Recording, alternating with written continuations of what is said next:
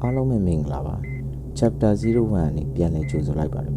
်ကျွန်တော်အခုတင်ဆက်ပေးမယ့်အကြောင်းအရာစာရေးဆရာစာရေး blog ကြီးဟာရဲ့ Channel by The History of the Nuclear Catastrophe ဆိုတဲ့စာအုပ်ရဲ့အကြောင်းကိုပြန်လည်ရှင်းပြပေးမှာဖြစ်ပါတယ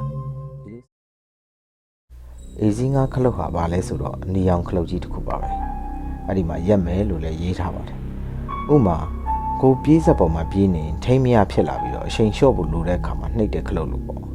့ဒီလိုနဲ့အေဇင်းကခလုတ်ကိုနှိပ်လိုက်တာကြောင့်ထိန်းချုပ်တိုင်တွေအားလုံးကိုတပ်ပေါင်းပို့တဲ့ချက်ချင်းပြန်ထည့်တဲ့အရေးပေါ်ပိတ်ချတဲ့လုပ်ငန်းစဉ်ကိုအသက်ဝင်စေခဲ့ပါတယ်ဒါပေမဲ့ပိုရွန်နဲ့မဟုတ်ပဲတက်ပြူနှုံတိုးစေတဲ့ graphite တွေကိုနဲ့ထိန်းချုပ်တိုင်တွေရဲ့ထိပ်မှာသုံးထားတာကြောင့်တပ်ပေါင်းပို့နဲ့ခြာနိုပိုင်းအဖွဲ့လေးခမ်းမတွေကနေတဆင့်ဓာတ်ပေါက်ကွဲမှုကိုအတွဲလိုက်ဖြစ်လာစေပြီးတော့အဲ့ဒီအရာမိုင်းတွင်းမှာအဆိုးဝါးဆုံးသောဘေးရန်တွေတခုဖြစ်လာစေခဲ့ပါလေဒါပေမဲ့ဒီအရာဒီလောက်ပဲဆိုးရတာလာ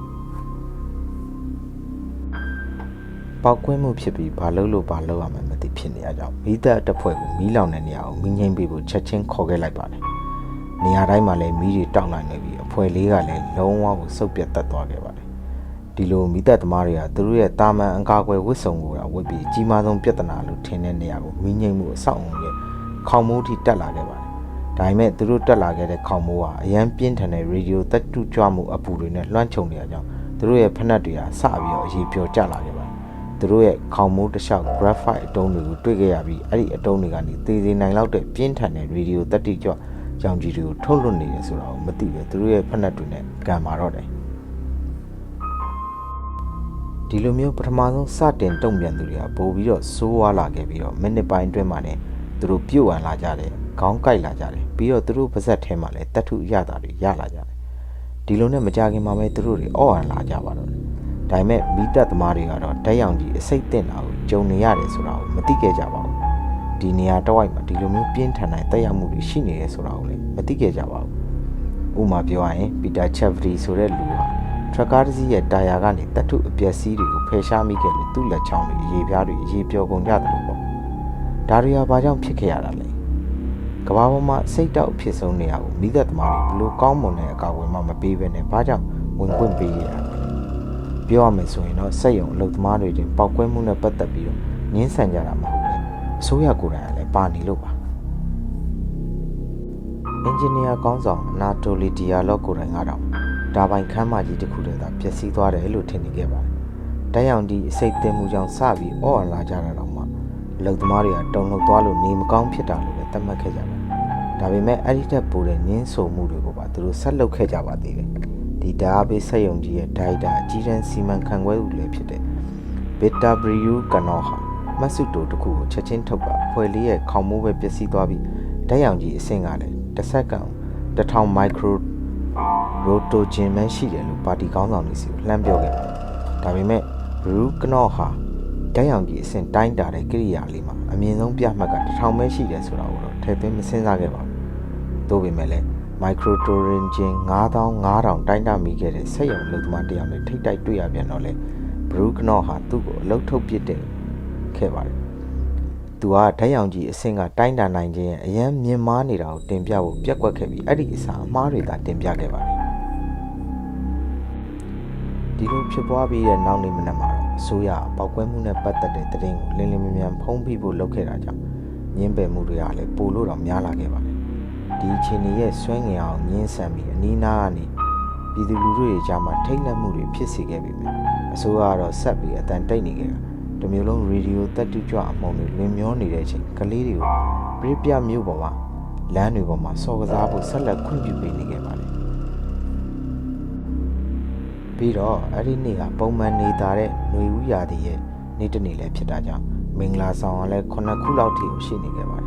လူတွေကလည်းသူတို့ရဲ့ဥယျာဉ်တွေမှာရှိနေခဲ့ကြပြီကလေးတွေကလည်းလမ်းတွေပေါ်မှာပြေးဆော်နေကြပါတယ်မသိရင်တော့ဘာမှမမားထားသလိုပေါ့ဥမာလူတယောက်ဆိုရင်ဒီလိုနေတာတဲ့နေ့လေးကိုခွင့်ကောင်းယူပါသူ့တိုက်ခန်းပေါ်ကခေါင်းမောပေါ်မှာနေစာလှုံနေခဲ့ပါတယ်ဒါပေမဲ့ခဏအကြာမှာသူ့ရဲ့အရေးပြားကနေတခုခုကျွမ်းလို့ညှော်တဲ့အနံ့ထွက်လာပြီးဓာတ်ရောင်ကြီးအစိတ်သိမ်းမှုကြောင့်မူးဝေအော့အန်ပြီးတဲ့နောက်မှာလူနာတင်ကားခေါ်လိုက်ရပါတယ်ရေဒီယိုသတ္တုကြွတွေနဲ့ရေချိုးလိုက်တာသူ့ဘဝမှာပြီးလိုက်ရတယ်ဆိုတာကိုသူမသိခဲ့ပါဘူး ပောက်ကွဲမှုဖြစ်ပြီးနိုင်နိုင်ငံကြာမှာတရောင်ကြီးစိတ်တဲ့လက္ခဏာတွေပြလာခဲ့တဲ့ဆက်ယုံအလုပ်သမားတွေနဲ့မိသက်သမားတွေကိုဆေးရုံကိုကားတွေနဲ့ပို့ခဲ့လိုက်ရပါတယ်အာဏာပိုင်တွေကဒီအခြေအနေရဲ့ဆိုးရွားမှုလေးနက်မှုတွေကိုနောက်ထပ်ဘလို့မှလစ်လို့မရှုနိုင်တော့ပါဘူးဒါပေမဲ့သူတို့ရဲ့ပြည်သူလူထုကြားမှာစိုးရိမ်ထိတ်လန့်မှုဖြစ်မှာကိုကြောက်ကြတဲ့အတွက်ပါတီခေါင်းဆောင်တွေကဘာပြောရမလဲဆိုတာကိုစောင့်နေခဲ့ကြပါတယ်ဒီလိုနဲ့အချိန်ဆွဲမရတော့တဲ့နောက်ဆုံးပောက်ကွဲမှုဖြစ်ပြီး36နာရီကြာမှာတော့မြို့ကပြည်သူလူထုကိုနေရာရွှေ့ပြောင်းခိုင်းရပါတော့တယ်ဒီနေရာမှာသူတို့တွေကိုဒီလိုရွှေ့ပြောင်းတာဟာခဏပဲဆိုပြီးသားတည်ထားကြခဲ့ပြီဒီမျိုးသူမျိုးသားတွေကသူတို့ရဲ့အိမ်ကိုနောက်ဘယ်တော့မှထပ်မမြင်ရနိုင်တော့ပါဘူးဒါဆိုရင်ဘာတွေများဆက်ဖြစ်အောင်ပါလဲတပေါင်းဘုံကအန်တယ်များတဲ့အဆင့်ရှိတဲ့တက်ရောင်ကြီးတွေကိုဆက်လက်ပြီးတော့ထုတ်လွှင့်နေစေဖြစ်တာကြောင့်ကောင်းဆောင်တွေကတပေါင်းဘုံကိုအချိန်မလွန်မီဘလို့ထိမ့်သိမ်းရမလဲဆိုတာကိုဖြေရှာဖို့လိုအပ်လာပါတော့ဒီအတွက်ပထမဆုံးအမိန့်ကတော့တဲခဲရှွန့်နဲ့ဘိုးရွန်တန်9000ကိုတပေါင်းဘုံနဲ့ပြစ်ချလိုက်ဖို့ပါပဲဒါကြောင့်မဲ့ရဟတ်ရင်မှုတွေကရင်တွေကိုရေဒီယိုတက်တုကြတပေါင်းဘုံတွေအပေါ်မှာပြန်တန်းရမှာတော့တယ်ဒါပေမဲ့အန်ဒီရများတဲ့မိတော့တွေနဲ့တဲ့အောင်ကြီးတွေပေါင်းဆက်ထားမှုကြောင့်လိမ်မှုတော်တော်များများဒီဖြစ်စဉ်ထဲမှာအသက်ဆုံးရှုံးသွားခဲ့ရပါတယ်ပြီးတော့စိတ်မကောင်းစွာပဲဒီလိမ်မှုတွေကပဲလူသားတွေအတွက်သူတို့အသက်ကိုစွန့်သွားကြတဲ့လူတွေတော့မဟုတ်ပါဘူးအများကြီးကြံနေပါသေးတယ်သိပ္ပံဆိုင်ရာအကြံပေးကောင်းဆောင်ဖြစ်တဲ့ဗလာဒီယာလာကာဆော့ဟာပိုပြီးအကောင်းတဲ့ပေါက်ကွဲမှုတစ်ခုထပ်ပြီးတော့ဖြစ်လာမှာကိုယုံကြည်ထားခဲ့ပါတယ်တပေါင်းဘို့ကလည်းမီးတောက်လောင်ဆဲဖြစ်ပြီးဒီမီးတောက်ကြီးကကွန်ကရစ်ကိုလောင်ကျွမ်းစေကဓာတ်ပေးဆက်ရုံနဲ့အေးခံမှုတွေရည်ရထားတဲ့ရေကန်တစ်ခုမှတပေါင်းဘို့ပါပေါက်ထွက်သွားမှာကြောက်ရွံ့ခဲ့ရပါတယ်ပြီးတော့ဒီလိုတက်ရောင်ကြီးနဲ့သိပ္ပံဆိုင်ရာကြံပေးကောင်းဆောင်ဖြစ်တဲ့ဗလာရီလာကာဆော့ပိုပြီးအကောင်းတဲ့ပေါက်ကွဲမှုတစ်ခုထပ်ပြီးဖြစ်လာတော့မှယုံကြည်ထားခဲ့ပါတယ်တပေါင်းဘို့ကလည်းမီးတောက်လောင်နေစေဖြစ်ပြီးဒီမီးတောက်ကြီးကကွန်ကရစ်ကိုလောင်ကျွမ်းစေကဓာတ်ပေးဆက်ရုံအတွက်အေးခံဖို့ရည်ရွယ်ထားတဲ့ရေကန်တစ်ခုမှတပေါင်းကိုကပေါက်ကွဲမှာကိုကြောက်ရွံ့ခဲ့ပါတယ်ပြီးတော့ဒီလိုတက်ရောင်ကြီးနဲ့ရေရောဆက်သွားမှုကပဲလူတန်းပေါင်း30လောက်ကိုထောက်ပံ့ပေးနိုင်တဲ့ရေရင်းမြစ်တွေကိုလည်းညဉ့်ညမ်းသွားစေကရာစုနှစ်တစ်ခုကျော်စာလောက်ကိုလူမနေနိုင်တဲ့နိုင်ငံဖြစ်သွားစေမယ့်ဒီနီးကပ်လာပါတော့တယ်သိပ္ပံဆိုင်ရာကြံပေးကောင်းဆောင်ဖြစ်တဲ့ဗလာရီလာကာဆော့ပိုပြီးအကောင်းတဲ့ပေါက်ကွဲမှုတစ်ခုထပ်ပြီးဖြစ်လာတော့မှယုံကြည်ထားခဲ့ပါတယ်တပေါင်းဘို့ကလည်းမီးတောက်လောင်နေစေဖြစ်ပြီးဒီမီးတောက်ကြီးကကွန်ကရစ်ကိုလောင်ကျွမ်းစေကဓာတ်ပေးဆက်ရုံအတွက်အေးခံဖို့ရည်ရွယ်ထားတဲ့ရေကန်တစ်ခုမှတပေါင်းကိုကပေါက်ကွဲမှာကိုကြောက်ရွံ့ခဲ့ပါတယ်ပြီးတော့ဒီလိုတက်ရောင်ကြီးနဲ့ရေရောဆက်သွားမှုကပဲလူတန်းပေါင်း30လောက်ကိုထောက်ပံ့ပေးနိုင်တဲ့ရေရင်းမြစ်တွေကိုလည်းညဉ့်ညမ်းသွားစေကရာစုနှစ်တစ်ခုကျော်စာလောက်ကိုလူမနေနိုင်တဲ့နိုင်ငံဖြစ်သွားစေမယ့်ဒီနီးကပ်လာပါတော့တယ်ဒီအတွက်မိသက်သမားတွေကရေချုပ်ကိုစုပ်ထုတ်ဖို့မရှင်တစ်ခုကိုလုပ်ခဲ့ကြပြီမယ်ရေဒီယိုတက်တုကြရေဂါလန်နဲ့ချီကအများကြီးကြန့်ရှိနေခဲ့ပါသေးတယ်ဒီလိုနဲ့တက်တိရှိတဲ့အင်ဂျင်နီယာ3ယောက်ဟာရေတွေအကုန်လုံးကိုထုတ်စေနိုင်တဲ့အဆိုကိုရှာဖွေဖို့နောက်ထပ်ဒုတိယကြိမ်ပောက်ခွဲမှုထပ်မဖြစ်အောင်ကာဝယ်ဖို့အတွက်ရေဒီယိုတက်တုကြနေတဲ့ရေတွေကိုဒိုင်မင်ထိုးဖို့ဦးဆောင်ခဲ့ပါတယ်တကယ်တော့အဲ့ဒါဟာကိုတေးချောင်းကြံတဲ့မရှင်တစ်ခုရဲ့ဒီလိုနဲ့သူရဲကောင်း3ယောက်ကရေကူးဝစ်စုံကိုဝက်ကရေထဲကိုခုန်ဆင်းသွားခဲ့ပြီးသူတို့အသက်မဆုံးရှုံးခင်မှာပဲကံကောင်းစွာအဆုရှင်ကိုအောင်မြင်စွာတွေ့ရှိသွားခဲ့ပါတယ်ပြီးရတဲ့အဲ့ဒီညဉ့်ညမ်းရည်တွေကိုသမုတ်တရားတွေကိုမစီစဉ်သွားအောင်ကာဝယ်တားဆီးဖို့အတွက်ချိန်ပါအသစ်တစ်ခုကိုဒူးဖော်ခြင်းပါဝင်ကဘာတဝမ်းလုံးမှာနောက်ထပ်ကပ်ပေးတွေမဖြစ်အောင်ကာကွယ်ဖို့အတွက်အစီအမံတွေအများကြီးကိုဆောင်ရွက်ခဲ့ပါတယ်နောက်ဆုံးမှာတော့အခြေအနေရဲ့အတိုင်းအတာကိုနားလည်သဘောပေါက်သွားတဲ့ဆိုဗီယက်အရာရှိတွေကသမိုင်းတစ်လျှောက်ကြီးမားဆုံးတန်ရှင်းရေးကိုစတင်မှုကြိုးပမ်းခဲ့ရပါတော့တယ်ဆိုဗီယက်တွေကစတူယန်ကီလိုမီတာပေါင်းထောင်ကနန်းရှိတဲ့ဧရိယာတစ်ခုလုံးညဉ့်ညမ်းမှုကိုဖယ်ရှားဖို့အတွက်လူပေါင်း6သိန်းရဲ့အကူအညီကိုယူခဲ့ရပါတယ်သူတို့တွေကိုတော့ liquidator လို့သိကြပြီးလောက်ရမယ့်အလုပ်နဲ့ပတ်သက်ပြီးနည်းနည်းပဲပေးတည်ထားပြီးဘာအကာအကွယ်ဝစ်စုံမှမပေးခဲ့ကြပါဘူးဒီလိုနဲ့အဲ့ဒီစစ်သားတွေကိုခြံလိုပိုင်းမှာတန်ရှင်းရေးလုပ်ဖို့အတွက်ကနအူးလူစုခေါ်ထားခဲ့ပြီးအများအပြားအသက်18ကနေ20ဝန်းကျင်လူငယ်တွေပါဝင်နေခဲ့ပါတယ်ဒီစစ်သားတွေကိုဆိုဗီယက်တွေကတော့သူတို့ရဲ့ဒုက္ခချမ်းသာကိုဘလောက်တောင်ယူဆိုင်တယ်လဲဆိုတာကိုပြနေတဲ့ဇီဝဆက်ရုပ်တွေလို့ခေါ်ကြပါတယ်သူတို့တွေကတန်ရှင်းလုပ်ဖို့အသုံးချခံရပြီးမလိုအပ်တော့တဲ့အခါဆွန့်ပစ်ခံကြရပါတယ်အဲ့ဒီထက်ကလူတော်တော်များများကိုတော့ရုရှားဘာသာစကားနားလည်မှုမှာအကန့်အသတ်ရှိပြီးဖြစ်ပေါ်နေတဲ့အန်ဒီရဲ့ပေါ်မှာလည်းနားလည်မှုနည်းပါတဲ့ဗဟိုအာရှသမရနိုင်ငံတွေကနေခေါ်ယူစုဆောင်းခဲ့ကြတာဖြစ်ပါတယ်ပြီးတော့သူတို့တွေကဓာတ်ရောင်ကြီးအတွက်ဘေးကင်းမှုကန့်သတ်ချက်နဲ့နှစ်ဆနီးပါးကိုပုံမှန်ထိတွေ့ခဲ့ရပါတယ်နောက်ဆုံး1986နဲ့1989ခုနှစ်ကြားမှာ တက်မတော်သားပေါင်း3သိန်း4သောင်းနီးပါးလောက်ကတန်ရှင်းရေးထဲမှာပါဝင်လာခဲ့ပါတယ်သူတို့ရဲ့အလုပ်တွေကတော့အဆောက်အဦတွေကိုဖြိုချပြီးကွန်ကရစ်တွေအောက်မှာမြုပ်နှံမှုကနေဓာတ်ရောင်ကြီးညဉ့်ညမ်းခံထားရတဲ့တိရစ္ဆာန်တွေကိုရှာဖွေကတပ်ဖြတ်ဖို့တစ်မျိုးလုံးကိုဖြိုချဖျက်ဆီးကကွန်ကရစ်တွေဖုံးအုပ်သွားအောင်ထိလုပ်ဖို့မြေအောက်မှာမြုပ်နှံမှုအထိပါဝင်ပါတယ်သူတို့တွေဟာအဆောက်အဦတွေကားတွေကိုဖျက်ဆီးကမြုပ်နှံရုံနဲ့လောက်တာမဟုတ်ပဲအနီရောင်တစ်တော်အုပ်ကြီးကိုလည်းစိုက်ကတစ်ပင်ကနေဓာတ်ရောင်ကြီးဆုပ်ယူထားတဲ့လက္ခဏာပြလာတာနဲ့မြေမြုပ်ပစ်ခဲ့ကြပါသေးတယ်ဇီဝဆက်ရုပ်တွေအတွက်အဆိုးအဝါဆုံးအလုပ်ကတော့အဖွဲ့3ရဲ့ခေါင်းမိုးပေါ်က graphite တုံးတွေကိုတန်ရှင်းလုပ်ခဲ့ကြရတာပါပထမကတော့တကယ်ဆက်ရုပ်တွေနဲ့ကြိုးစားခဲ့ပြီးဆက်ရုံတွေမှာနောက်ဆုံးကြတော့အရေးပြောကအရန်ပြင်းထန်တဲ့အပူနဲ့ဓာတ်ရောင်ကြီးတွေကြောင့်ပျက်စီးလာခဲ့ရတာကြောင့်ဇီဝဆက်ရုပ်တွေကဒီအလုပ်ကိုကင်တွယ်ဖြည့်ရှင်းဖို့လူသားတွေကိုလိုအပ်လာတယ်ဆိုတာကိုသိလာရတာနဲ့ပါဝင်ခဲ့ရတာပါဒီလိုနဲ့အသက်ရှူကိရိယာနဲ့ခဲအကာအကွယ်ပစ္စည်းတွေကိုအသုံးပြုတဲ့ဇီဝဆက်ရုပ်3000လောက်ကအဆက်မပြတ်ထိတွေ့မှုကိုကာကွယ်ဖို့အတွက်စက္ကန့်ပိုင်းလောက်မျှသာအလုပ်လုပ်ကြပါခေါင်းမိုးပေါ်က graphite တွေကိုကော်ထုတ်ရပါတော့တယ်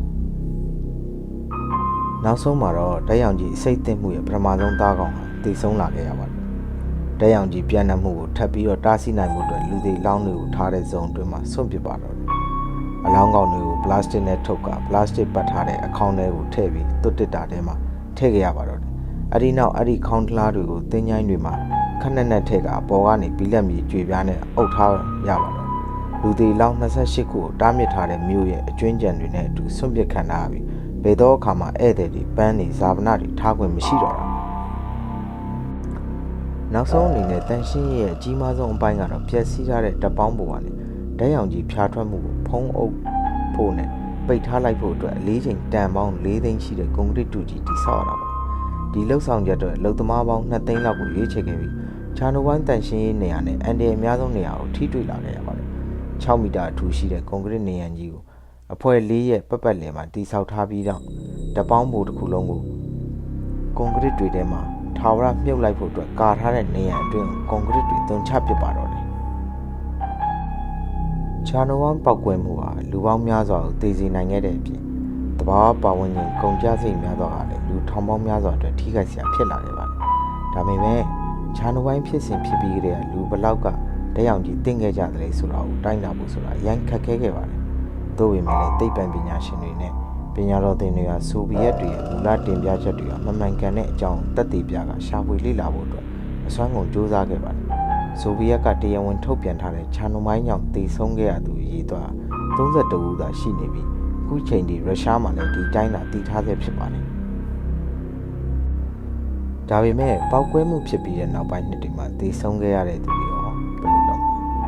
်ဒါပေမဲ့ဆိုဗီယက်တွေကတော့သူတို့ရဲ့အသေးပြောက်ဆင်းရဲနဲ့မှာအဖြစ်ပြက်ကြီးပြီးတဲ့နောက်10စုနှစ်တွေမှာထိခိုက်ခံစားခဲ့ရတဲ့လူအရေးအတွက်ကိုထည့်သွင်းဖော်ပြဖို့ပြက်ကွက်ခဲ့ပါတယ်ချာနိုဘိုင်းယူနီယန်က liquidator တက်ကြွလှုပ်ရှားသူဟောင်းဖြစ်တဲ့ယာရှယ်စလော့ရေရှင်ပြောပုံရ liquidator ပေါင်း6000လောက်ကတည်ဆုံးခဲ့ရပြီး1,65000လောက်ကတော့အပြီးတိုင်မတန်မဆွမ်းဖြစ်ခဲ့ကြပါတယ်သိပ္ပံပညာရှင်တွေကကာလတစ်လျှောက်လုံးတည်ဆုံးသူအရေးအတွက်ကို9300ထိတိုးမြင့်ဖော်ပြခဲ့ကြပြီးရုရှားမှာအတိပံပြုနေကြတဲ့31ယောက်ထက်တော့အများကြီးမြင့်မားနေပါတယ်။ liquidator တွေကများလွန်းတဲ့ဓာတ်ရောင်ကြီးပမာဏကိုကာလရှည်ကြာစွာထိတွေ့ခဲ့ရတယ်လို့မြို့ပေါ်မှာနေတဲ့လူတွေနဲ့ဘေးနားကမြို့တွေကလည်းဆိုဗီယက်တွေရဲ့ချက်ချင်းနဲ့ထိထိရောက်ရွှေ့ပြောင်းပေးဖို့ပြက်ကွက်ခဲ့တာကြောင့်ကာလရှည်ကြာဓာတ်ရောင်ကြီးတင့်ခဲ့ရပါတယ်။ထောင်တောင်းချီတဲ့လူတွေကိုရွှေ့ပြောင်းပေးခဲ့ပြီးမြဲသူတို့နဲ့အတူညဉ့်ညမ်းနေပြီးသားအင်ကြီးတွေလိုပစ္စည်းတွေပါယူဆောင်လာခွင့်ပြုခဲ့ပါတယ်။ပြီးတော့လည်းဘတ်စကားထောင်တဲ့ချီကလည်းသူတို့တွေကိုရွှေ့ပြောင်းပေးဖို့သုံးခဲ့ကြပါတယ်ဒီဘတ်စကားတွေကဘယ်ကနေလာလဲဆိုတော့ညဉ့်ညမ်းနေတဲ့လူတောင်းတဲ့ချီကိုလက်ခံကြိုဆိုထားတဲ့လူကြီး2တန်းရှိတဲ့ဂီရက်ဆိုတဲ့မျိုးလေးရပါအဲ့ဒီဘတ်စကားတွေကပဲဂီရက်ကိုပြန်လာခဲ့ပြီးအဓိကမျိုးကြီးတစ်ခုလုံးမှာသူတို့ရဲ့ပုံမှန်လမ်းကြောင်းတွေကိုပြေးဆွဲနေတာမြင်မာတဲ့ဓာတ်ရောင်ကြီးတင်မှုတွေကိုလူတွေစီကိုပြန့်နှံ့စေခဲ့ပါတယ်ချာနိုဘိုင်းရဲ့နောက်ဆက်တွဲဖြစ်ပျက်တွေကတော့ဗီတာဘရူကနို့နဲ့အနာတိုလီဒီယာလော့အပါအဝင်အခြားစက်ရုံမန်နေဂျာ6ယောက်ကိုထောင်ချခြင်းအပါအဝင်ပတ်သက်ခဲ့တဲ့သူတွေရဲ့ဘဝတွေကိုလည်းတက်ရောက်မှုရှိခဲ့ပါတယ်။ပိုပြီးဆိုးတယ်လို့ပြောလို့ရနိုင်တာကတော့ဒီဖြစ်ပျက်တွေဟာသိပ္ပံဆိုင်ရာအကြံပေးကောင်းဆောင်ဖြစ်တဲ့လာရီလာဂါဆော့ကိုအဆုံးစီရင်မှုဖြစ်စေခဲ့ပါတယ်။သူ့ရဲ့အစီရင်ခံစာထဲမှာ RBMK တပ်ပေါင်းပုံနဲ့ပတ်သက်တဲ့ဒီဇိုင်းချက်လက်အသေးစိတ်ကိုဖော်ပြထားခဲ့ပြီး သူကတော့ပောက်ကွဲမှုဖြစ်ရတာဟာစက်ရုံလုံသမားတွေကြောင့်လို့မှတ်ထားဆဲဖြစ်ပါတယ်ပြီးတော့လေသူကဆိုဗီယက်တွေရဲ့နျူကလ িয়ার ဒီဇိုင်းတွေရဲ့လှုပ်ဝက်ချက်တွေကိုပါဖော်ထုတ်ခဲ့ပါတယ်ဒါပေမဲ့ယာရုတိုးခံရပြီးတဲ့နောက်ချာနိုဝိုင်းပောက်ကွဲမှုဖြစ်ပြီးနောက်2နှစ်အကြာမှာပဲလာဂါဆော့ကကိုအဆုံးစီရင်သွားခဲ့ပါတော့တယ်